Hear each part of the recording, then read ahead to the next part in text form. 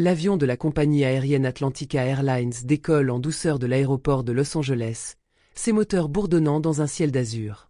Les vibrations des turbines semblent dissiper les tensions qui flottent encore dans l'air, tandis que les nuages s'étendent comme une mer infinie, douce et calme. À bord, les passagers s'installent confortablement dans leurs sièges en attendant le vol vers New York. Le bruit feutré des conversations, des sacs qui se ferment, des journaux qui se déplient et des téléphones qui vibrent, crée une ambiance tranquille, presque familiale, un instant suspendu entre deux mondes. L'odeur de la nourriture fraîche, des repas servis dans des plateaux soignés, se mêle à celle du café qui émane des cuisines, éveillant l'appétit et les sens. Le personnel de bord s'affaire avec une précision presque chorégraphiée, et les lumières tamisées diffusent une lueur chaleureuse dans la cabine, rendant l'atmosphère accueillante. Parmi les passagers se trouve Kofi Samuel, un homme noir d'une trentaine d'années, au physique imposant mais raffiné.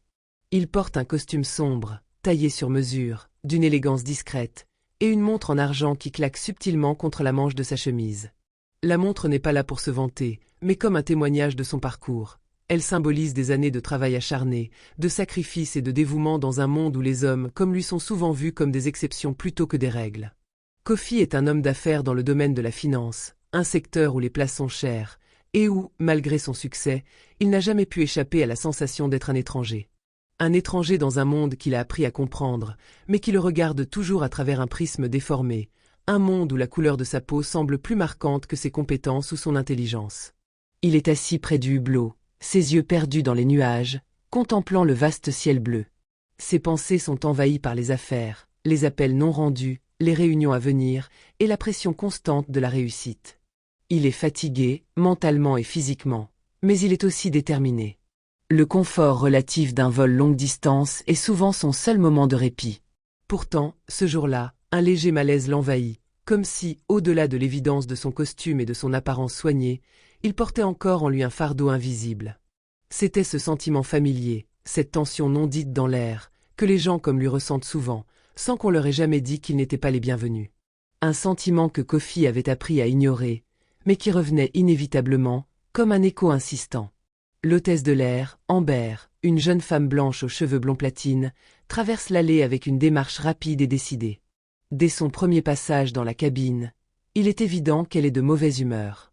Son sourire, bien que forcé, se veut accueillant, mais il manque de chaleur, d'humanité. Amber distribue les couvertures et les boissons avec une efficacité presque mécanique, mais ses gestes manquent de la fluidité que l'on attendrait d'une professionnelle dans son domaine. De temps en temps, elle jette un regard en coin aux passagers, comme si elle analysait leur statut, leurs apparences. Ses yeux s'attardent sur certains visages plus que d'autres, sur certaines silhouettes qui semblent ne pas correspondre à son idée d'un voyageur de luxe.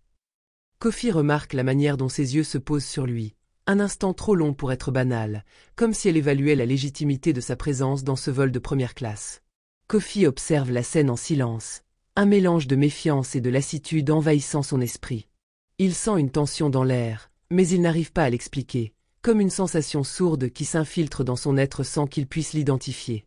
Peut-être s'agit-il de l'ambiance pesante qui s'est installée autour de lui, ou de cette impression qu'il a souvent, à chaque endroit où il se rend, de ne pas être totalement accepté, de n'être qu'un invité dans un monde qui lui est partiellement ouvert. Après tout, il n'était qu'un passager parmi tant d'autres. Il aurait dû se sentir comme tous les autres, léger et anonyme, mais quelque chose dans la façon dont Amber le regarde réveille un vieux malaise, une réalité à laquelle il ne peut échapper. Kofi a appris à se faire discret, à ne pas attirer l'attention, à se fondre dans la masse. Son objectif n'est pas de briller, mais de survivre dans un monde qui attend de lui qu'il prouve sa valeur à chaque instant, au-delà de ses qualifications ou de ses réussites. Mais ce vol, ce moment pourtant banal, allait se transformer en quelque chose d'inattendu, d'inoubliable. Car dans un geste furtif, presque imperceptible mais trop lourd pour être ignoré, il presque ce voyage n'allait pas se dérouler comme les autres.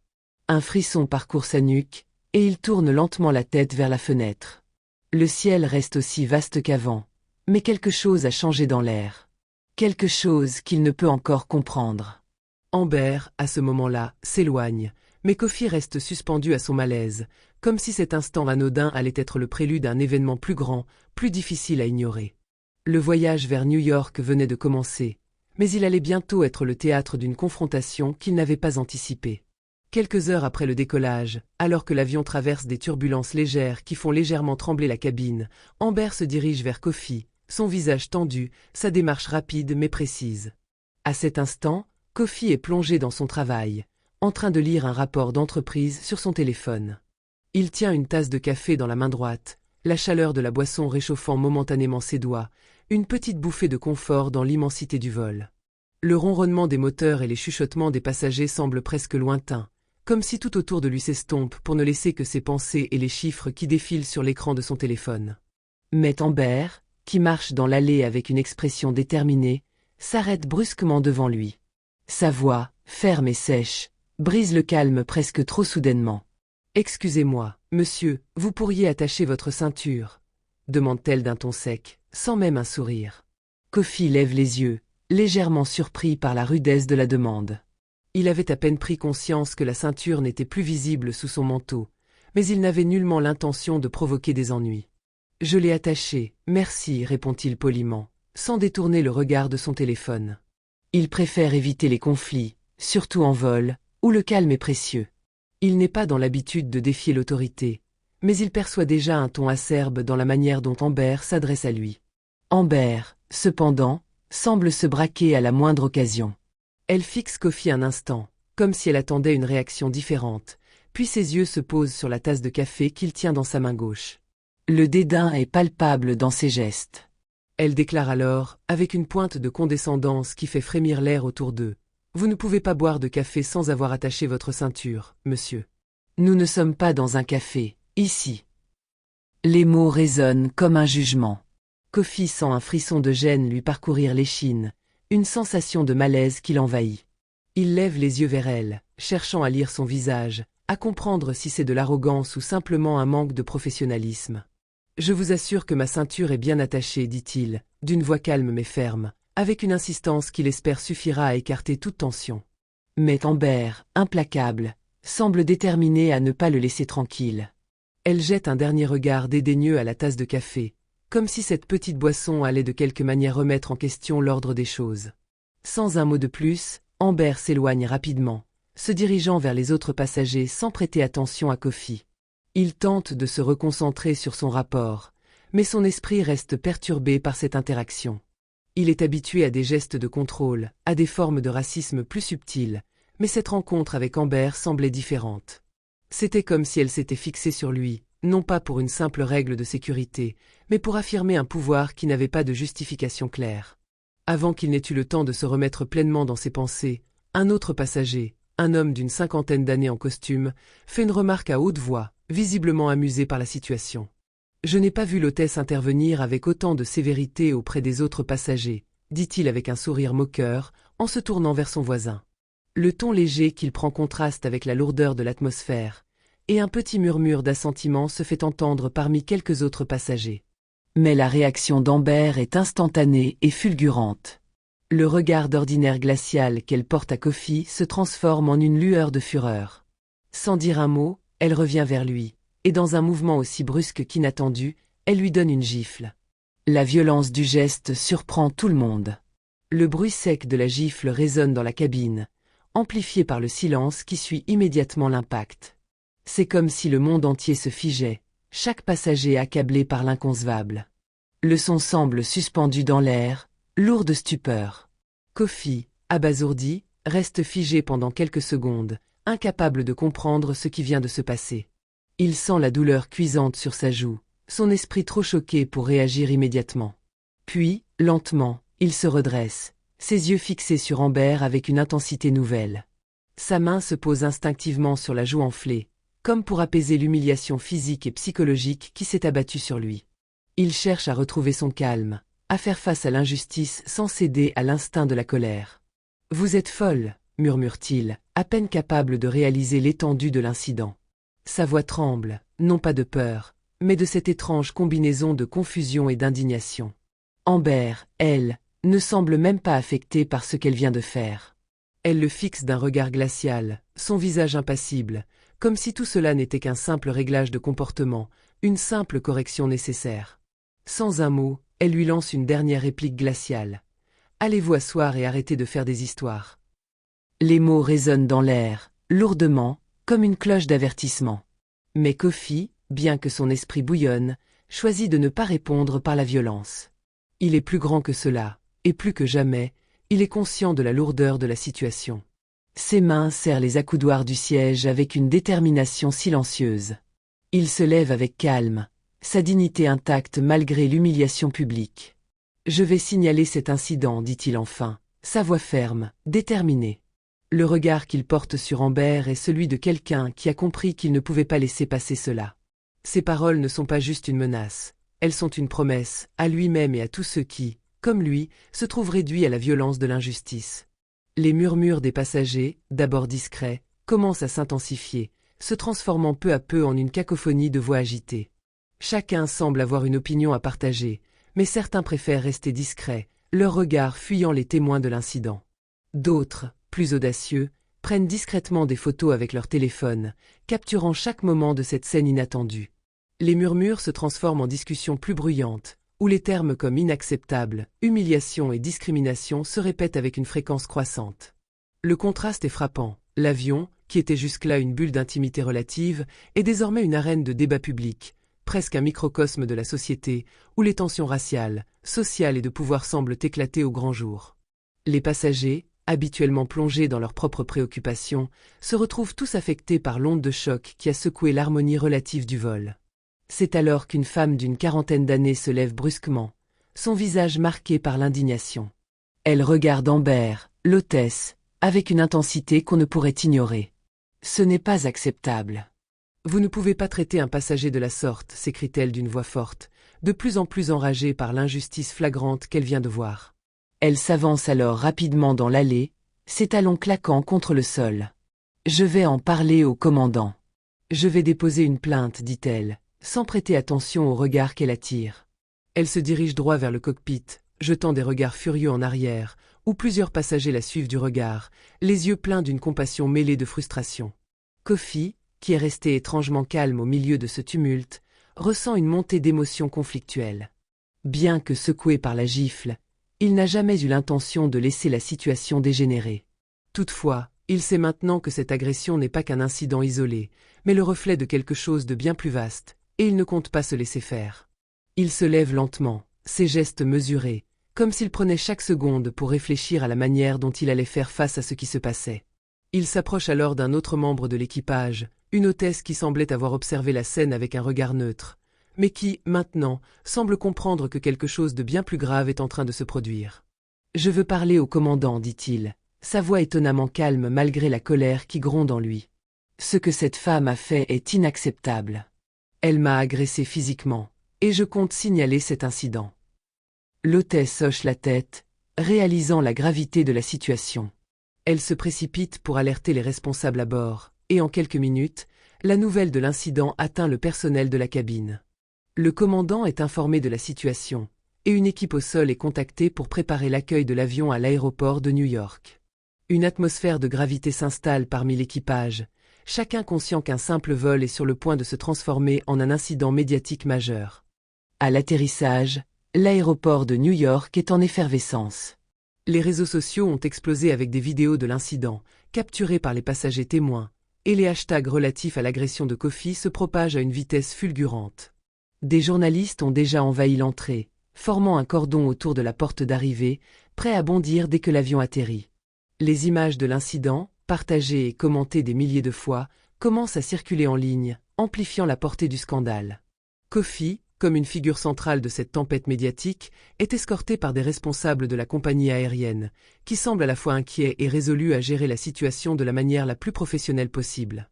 Amber, de son côté, est emmené de l'autre côté de l'aéroport sous surveillance, son visage dénué de toute expression, figé dans une sorte de déni ou de honte, selon le point de vue. Lorsque Kofi descend de l'avion, il le fait avec une dignité tranquille, malgré l'humiliation et la colère qui bouillonnent en lui. Il se tient droit, son regard fixe, évitant de se laisser emporter par la pression de l'instant. Les flashs des caméras crépitent autour de lui, tandis que des questions fusent de toutes parts. Les journalistes, aussi affamés de réponses que d'images, s'agglutinent autour de lui, prêts à obtenir la moindre déclaration. « Pourquoi avez-vous décidé de porter plainte ?» demande un reporter, microphone tendu vers Kofi. La question, presque prévisible, semble couler naturellement de ses lèvres, mais elle est chargée d'une attente qu'il ne peut ignorer. Kofi prend une profonde inspiration, fermant les yeux pendant une fraction de seconde pour rassembler ses pensées. Le silence qui s'installe autour de lui est presque palpable, chaque spectateur suspendu à ses lèvres. Puis il ouvre les yeux, et d'une voix calme mais pleine de force, il répond. Ce n'était pas simplement une gifle. C'était un acte raciste. Un geste de mépris pour ce que je suis. Ce n'est pas seulement moi, c'est pour tous ceux qui, chaque jour, subissent ce genre de traitement. Parce que ce n'est pas seulement une question d'une femme qui m'a frappé. C'est le symbole de tout un système, de toute une société qui pense que nous devons nous taire face à l'injustice, parce que nous ne ressemblons pas à ce qu'ils attendent. Ce n'est pas juste pour moi, c'est pour tous ceux qui, dans l'ombre, vivent ces humiliations, mais n'ont pas la plateforme pour les dénoncer. Ces mots flottent dans l'air, portés par l'émotion et la conviction. Les caméras, les journalistes, et même quelques passagers qui se sont regroupés autour, l'écoutent en silence. Il ne s'agit plus seulement de son incident personnel. Il représente quelque chose de plus grand, un appel à la justice et à l'équité dans un monde qui parfois semble les ignorer. Les jours qui suivent l'incident, l'écho de l'agression se fait ressentir à l'échelle nationale. Le scandale prend une ampleur inattendue. Les journaux et les sites d'information en ligne sont saturés de reportages, d'analyses et de débats sur la nature de l'agression subie par Kofi. Les médias se font l'écho d'une colère populaire grandissante, et les commentateurs s'empressent d'étiqueter l'incident comme le symptôme d'un racisme profondément enraciné dans la société. Les chaînes d'information 24h24 diffusent des interviews de passagers, de militants des droits civiques et d'experts qui appellent à des réformes dans les compagnies aériennes et au sein de la société dans son ensemble. Le pays entre dans une phase de réflexion collective. Les manifestations, petites et grandes, s'organisent dans de nombreuses villes. Les gens descendent dans les rues, unis par la même volonté de dénoncer non seulement l'agression de Kofi, mais aussi l'impunité qui protège trop souvent ceux qui abusent de leur pouvoir. Des pancartes, des slogans, des chants de résistance envahissent les places publiques. Des groupes de militants des droits civiques, des travailleurs de l'industrie aérienne, mais aussi des citoyens ordinaires, marchent côte à côte pour exiger justice. Les manifestations sont accompagnées de débats passionnés sur les réseaux sociaux. Le hashtag Justice for Kofi devient viral, générant des milliers de posts, d'articles et de vidéos où des voix se lèvent contre les discriminations systémiques qui minent la société. Des personnalités publiques, des célébrités, des activistes, et même certains politiciens commencent à se joindre à la conversation, soutenant Kofi et réclamant des changements fondamentaux. Les commentaires et les témoignages affluent de tous horizons, prouvant que cet incident résonne bien au-delà des frontières du racisme personnel. Il est devenu un symbole de la lutte contre l'injustice institutionnelle. Le procès qui s'ensuit devient un événement médiatique majeur. C'est un choc pour l'ensemble du pays, un moment où les citoyens prennent conscience de l'ampleur des problèmes raciaux et de la manière dont ils sont souvent ignorés ou minimisés. Kofi, soutenu par une équipe d'avocats spécialisés dans les droits civiques, intente une action en justice contre la compagnie aérienne, mais aussi contre Amber, l'hôtesse, qui l'accuse non seulement d'agression physique, mais de comportement raciste systémique. Le procès n'est pas simplement une bataille légale, il devient un symbole de résistance contre la haine et de lutte pour la dignité humaine. L'avocat de la défense d'Amber plaide la thèse de l'incident isolé, tentant de minimiser la gravité de l'action en arguant qu'il s'agissait d'une erreur ponctuelle, un mauvais jugement, un moment de frustration mal dirigé. Mais les preuves vidéo sont accablantes. Chaque seconde de la scène filmée est une accumulation de preuves tangibles que l'agression n'était ni un accident ni une réaction impulsive. C'était un acte calculé, motivé par un sentiment de supériorité raciale qui a franchi une ligne qu'aucune profession ni aucun statut social ne devrait justifier. Kofi témoigne à la barre, sa voix forte et calme. « Je veux que le monde sache que ce n'était pas juste une erreur, ce n'était pas un malentendu. C'était un acte de violence motivé par la haine et la supériorité raciale, dit-il, chaque mot résonnant comme un appel à la conscience collective. » Son témoignage, sans hésitation, sans recul, devient un moment clé du procès, capturant l'attention du public et des médias, et ajoutant du poids à la cause qu'il défend. Ce n'est pas seulement son combat personnel, mais celui de tous ceux qui sont victimes de discrimination, qu'ils soient visibles ou invisibles. Amber, dont l'arrogance initiale a fait place à un visage marqué par la honte et l'humiliation, est suspendue de ses fonctions. Le verdict du procès, bien que partiellement favorable à Kofi, ne met pas fin à la réflexion qui s'est amorcée dans le pays. Loin d'être une simple victoire légale, Cet épisode devient un tournant dans la manière dont la société perçoit les injustices raciales, tant dans le secteur privé que public. Le procès ne fait pas seulement parler des actes de violence individuels, mais ouvre la porte à une réflexion bien plus vaste sur l'éthique des entreprises, la responsabilité sociale des employeurs et la nécessité de réformes structurelles dans les compagnies aériennes et au-delà. Le débat sur l'éducation en matière de racisme, sur l'importance de développer une culture d'inclusion et d'égalité au sein des institutions et de la société, devient central.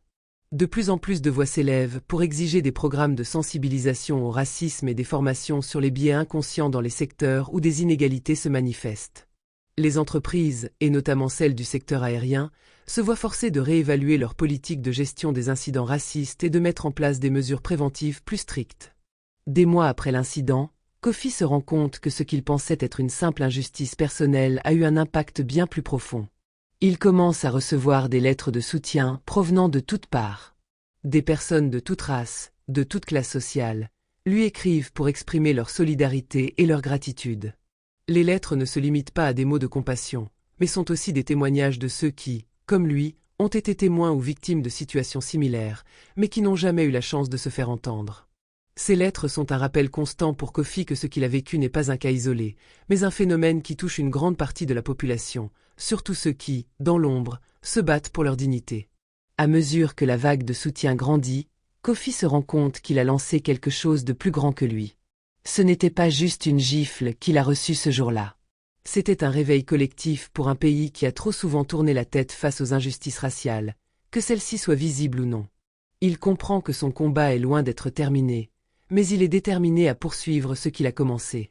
Lors d'une interview télévisée, Kofi exprime tout le poids de cette prise de conscience. « Je me tiens debout pour que d'autres puissent se tenir debout, dit-il, les yeux remplis de conviction. Parce que ce n'est pas simplement mon combat. C'est le combat de tous ceux qui n'ont pas la chance d'être entendus. Ce n'est pas simplement une question de justice pour moi, mais pour chaque individu qui, chaque jour, souffre en silence sous le poids du racisme et de l'injustice. Ce n'est pas une bataille personnelle, c'est une bataille pour l'âme de notre société. » Ces mots résonnent à travers les médias et les réseaux sociaux, un appel à l'action qui inspire des milliers de personnes à ne plus se taire et à se battre pour une société plus équitable.